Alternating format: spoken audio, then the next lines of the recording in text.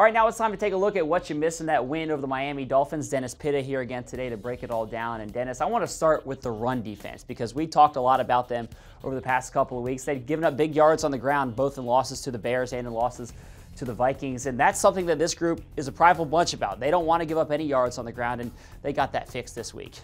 Yeah, this defense responded in a huge way last Thursday against the Miami Dolphins. And you look at the impact of Brandon Williams in this game. Again, he was a difference maker. And let's jump right into the first play here and see the impact of Brandon Williams in this run defense. Here you have him matched up against the right guard.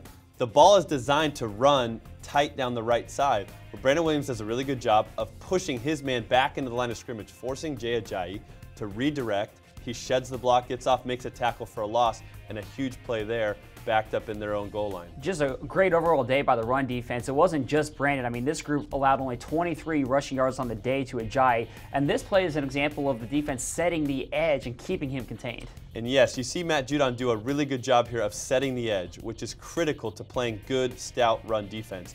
He forces the running back to alter his course, bounce outside, and Marlon Humphrey with the support off the edge.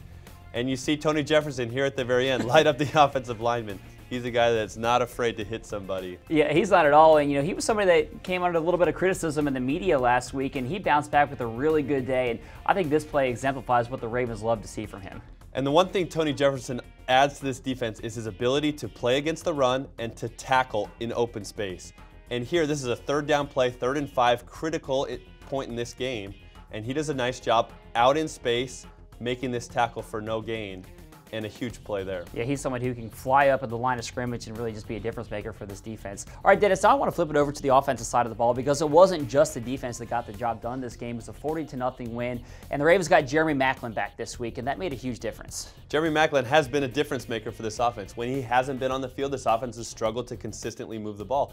When he's been out there, he's been effective, he's been a big play guy, and he's had a huge impact on the overall success of Joe Flacco and this entire offense. Yeah, he had a big touchdown play, but these are the kinds of plays that you need for an offense, these 12, 15-yard gainers over the middle of the field to move the chains. And I just want to get your perspective on what happens here with Nick Boyle here, because it seems like he is somebody that has a key block to give Joe that protection. Well, this is a play-action pass, and with the success that the Ravens have had running the ball with Alex Collins, they were able to run this kind of a play-action pass and get behind the linebackers. You see Nick Boyle coming down in his motion. This is considered a wham block, meaning they allow the defensive lineman to come unblocked.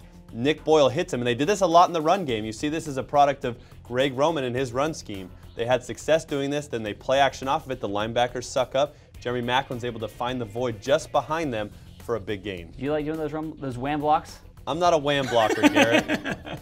I'm a pass catcher. Yeah, you go.